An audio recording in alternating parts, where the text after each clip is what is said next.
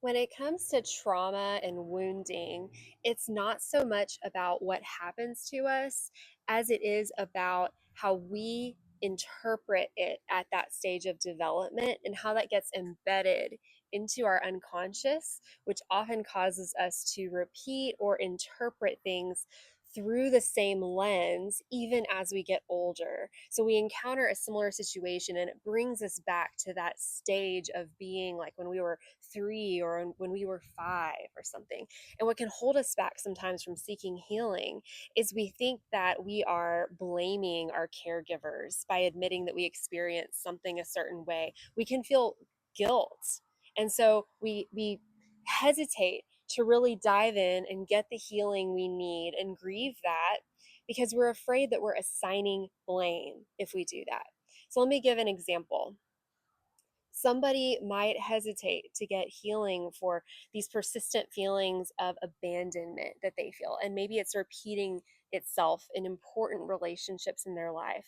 And maybe when they look at the root, they realize that when they were little, their mom was struggling with depression and their mom was doing the very best she could, but maybe like back then they didn't even really know what depression was and she didn't know how to get help, and but because of that she was very distant from her kids and she really wasn't able to give them the nurture and comfort and presence that they needed from their mom, right?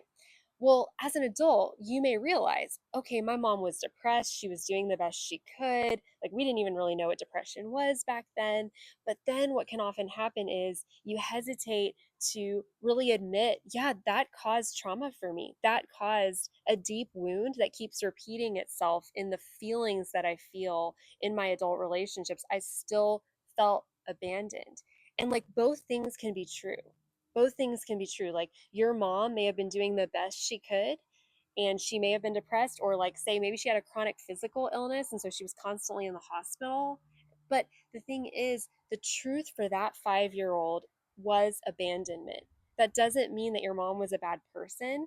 It doesn't mean she wasn't doing the very best she could. It doesn't mean that she could help it. But it's still so important to validate that experience of abandonment that that child had. It doesn't mean you're assigning blame. It just means that you are letting that child tell the truth of their experience, and that's how you begin to get free.